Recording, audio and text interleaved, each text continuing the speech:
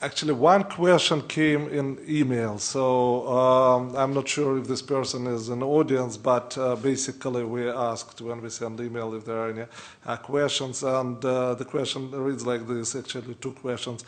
With the MIR, it basically becomes mandatory for credit institutes to clear new business in derivatives via central counterparty. Does this also apply for derivatives in investment funds? And funds, probably, or maybe, yeah. The obligation, and the second question, the obligation to clear new business with central counterparty will probably result in higher default fund contributions for the clearing members, and therefore probably significant additional own capital requirements due to Basel III. For forecast, it will be necessary to quantify these effects. Any ideas how to approach this?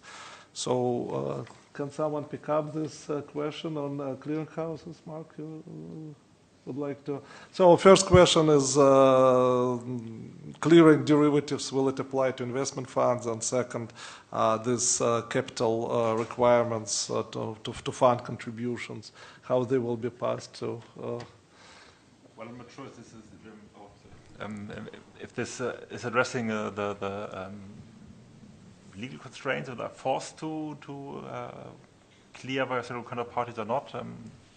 Must say I'm not aware of this. If there are special rules for funds in this respect, if they have to clear about using central counterparties or not. I didn't hear you there, right? So well, probably not. But certainly, EMIR states what needs to be cleared and what doesn't. Yeah. And as far as I know, it is corporates are exempt. I think Förderinstitute, and there was another entity, was it kind of central banks or so?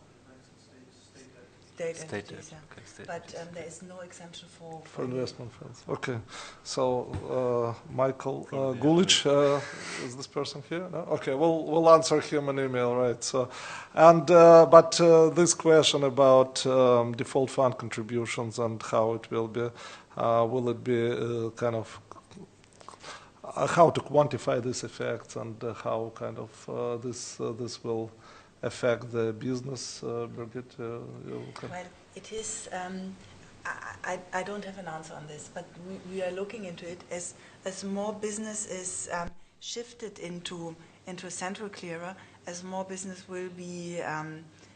So it is the central clearer. It is the customer clearing, which will also have an impact on the default fund contribution, and yeah, it is an issue that is being looked into, but I don't have an answer. Yeah, a lot of new issues are coming, really. Any questions from the audience? Some we can answer, maybe. Yes, please. I have. Oh, yeah, thank you. Well, as you may surely know, that there are different kinds of netting agreements. And the Basel Committee published some paper. In particular, I'm talking about Article 292. It is about a figure for potential future credit exposure, and it is reduced potential future credit exposure, and there's a weighting. This is a formula which consists of the sum of the figures for potential future credit exposure for all contracts with a given counterparty, which are included in a legally valid bilateral netting agreement and are calculated by multiplying the notional principal amounts by the percentages set out in a table which is called Table 1. And this figure is multiplied with 0.4, and complementary, another figure, is multiplied with 0.6 and also with the net to gross ratio, and also the sum of the figures for potential future I referred to recently. And there was a discussion, I can remember, that a discussion about the weighting, for example, if that they would replace the 0.4 with 0.3 and the 0.6 with 0.7. And I wanted to ask you, maybe you know what's the current status quo and what is the source? No, I'm only aware of the 0.4 and the 0.6. I mean, they're probably in there since Basel I. Yeah. So they really haven't changed, but haven't seen any discussions or decisions on changing them. I mean, these discussions definitely occurred. Yeah. But I don't know of any outcome. So. Okay, so you think that this would remain like that? I mean, the formulas anyway. If you're considering serious business, then it's very conservative in most cases, unless you have a very directional portfolio. Okay. Okay. Thank you, and thank you for the microphone. I think there was another. Yeah. Maybe about, we heard that there are so many uncertainties about pricing CVA. Yeah. We heard that there are so many uncertainties about pricing CVA.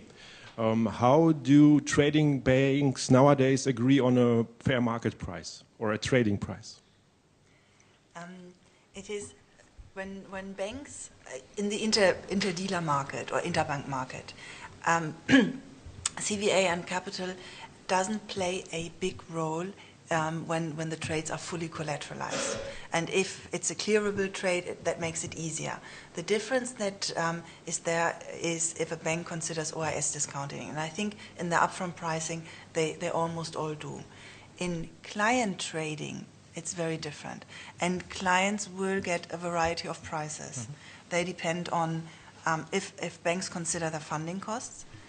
If they do, how do they differ among the different banks? Then do they consider CVA? Do they consider expected bank levy, expected cost of capital? So corporates get a huge range of prices, and every banks and banks confirm and assure them that they get the best prices possible. But what I've seen is it's always good to be open and transparent. If you I'm not sales, but when it's different, it works differently with different client groups. But with very sophisticated clients, they do ask where the mid-market price from the trader is, where the what the credit charge is, and if any other charge applies as well. And so they then compare each component. And they're often also very open in coming back and saying, well, you were the best on this, but your credit charge was blah, blah, blah, or you were the best, and overall, we've seen credit charges ranging from X to Y. Okay, as I have the microphone, maybe I can ask another question. You told that the bank's products diverge into structured products and plain vanilla products. Is this something you can see also in the netting sets, that you will have in future netting sets for plain vanilla products and structured products? No. No common ones?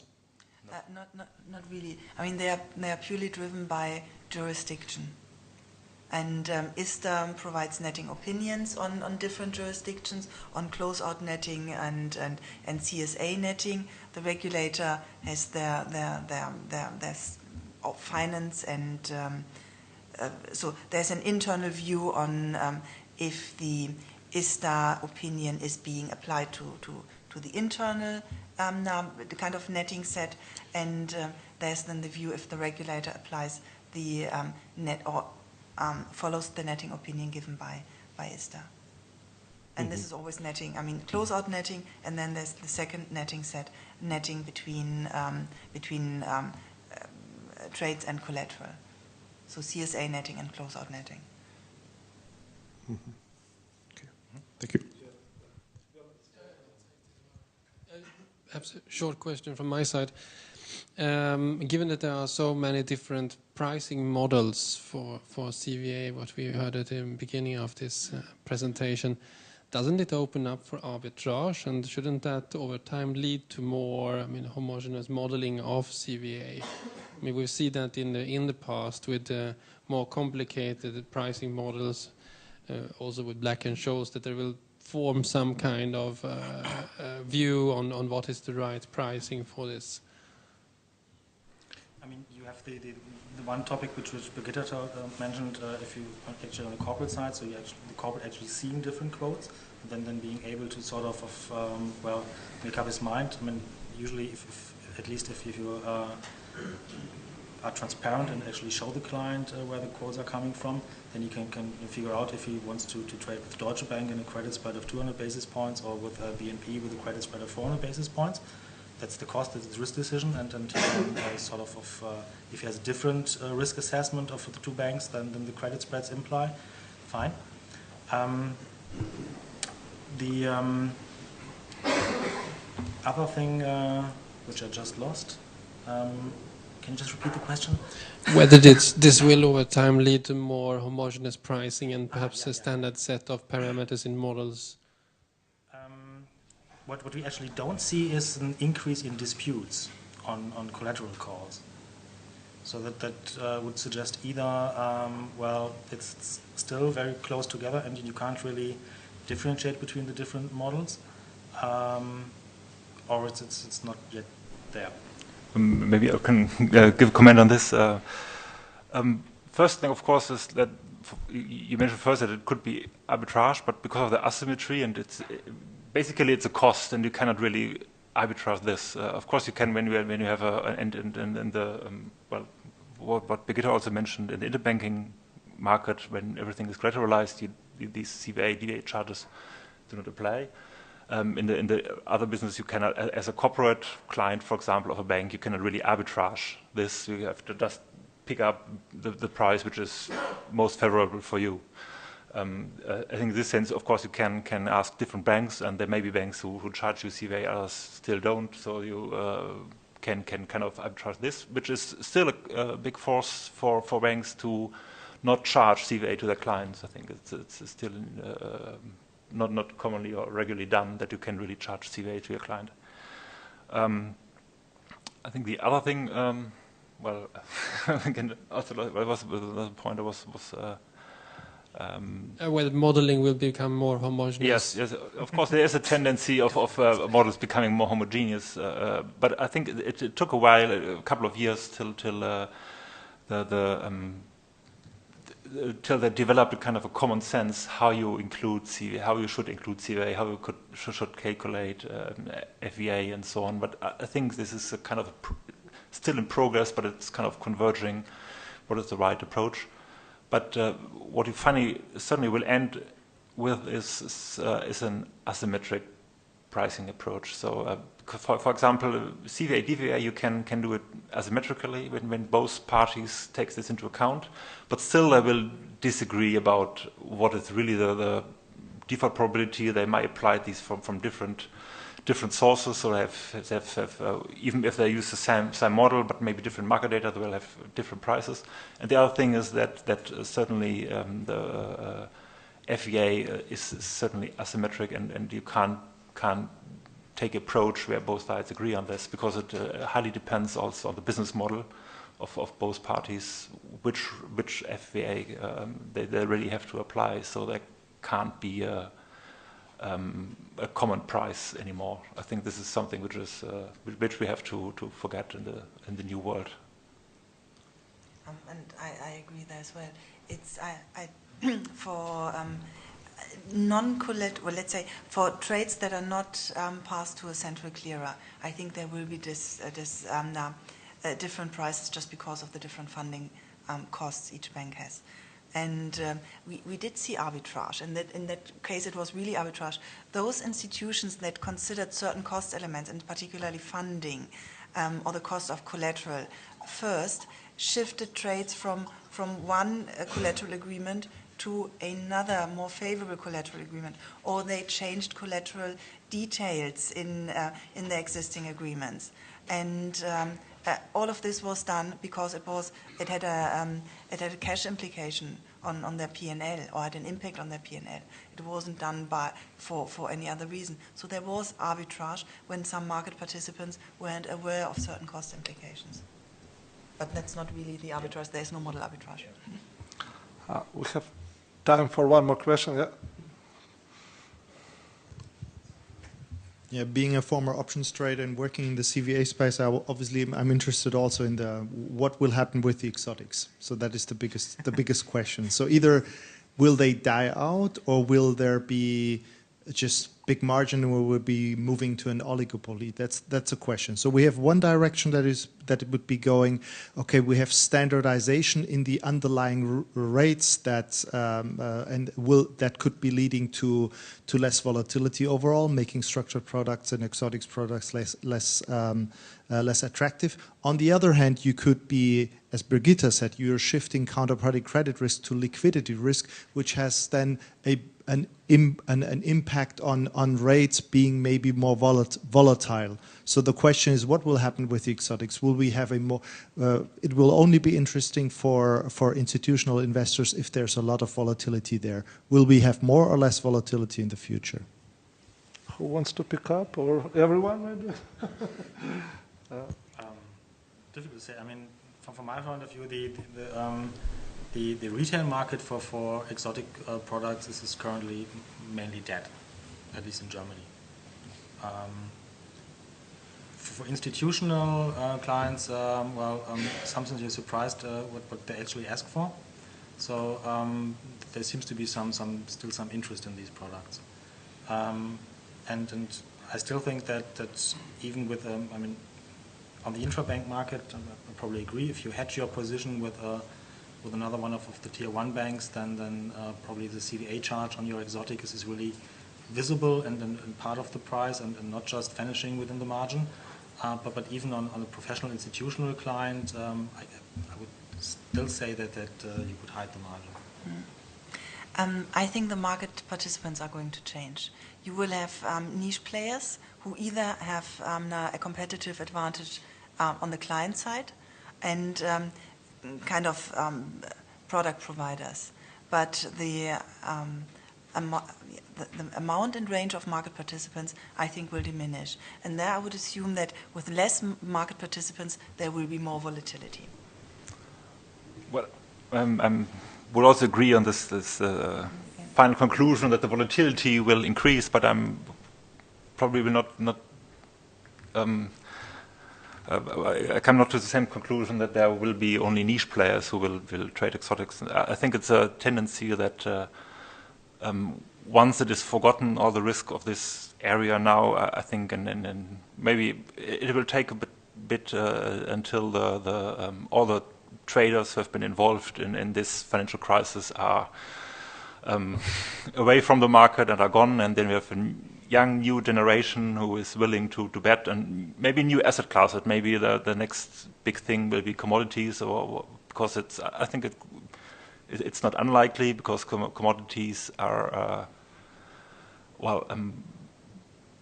may tend to increase just because the demand is higher, and therefore also when you see some opportunities, that there will be people in the market somewhere who will try to take advantage of that, and maybe also in having new structured products in a sense which have not been seen before, and maybe which not apply to what is to rule what is now a structured derivative, because there are maybe a more complex transaction in one sense, and there's also the tendency for people to like to bet. There are always a certain amount of people who like to bet on certain events, and therefore I think there is a kind of demand, and maybe now the people are fearful, but it might become back in, I don't know, 5-10 years, whatever. And the other thing is certainly that the source for increasing volatility is that, for example, when you now see volatile balance sheets because of CVA, this is just an effect of measuring CVA.